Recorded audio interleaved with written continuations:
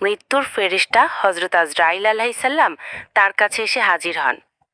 যদি মৃত ব্যক্তি একজন নেককার বা ভালো মানুষ হন, তখন ফেরেশতারা তার কাছে আসেন নূরের মতো উজ্জ্বল আর সুন্দর চেহারা নিয়ে। তাদের সাথে থাকে জান্নাতের সুগন্ধিযুক্ত কাপনের কাপড়। তারা সেই রূহকে অত্যন্ত নরম আর আদরের সাথে শরীর থেকে বের করে আনেন, ঠিক যেভাবে বেজে আটা থেকে একটি চুল সহজেই বেরিয়ে আসে।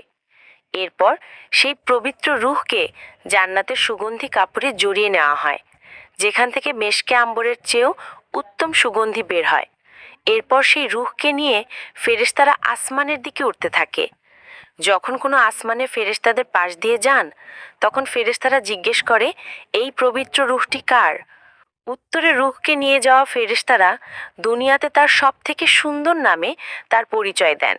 এভাবে এক এক করে 7টি আসমানের দরজা তার জন্য খুলে দেওয়া হয় এবং সব শেষে তার রূহকে এক সম্মানিত জায়গায় রেখে দেওয়া হয়।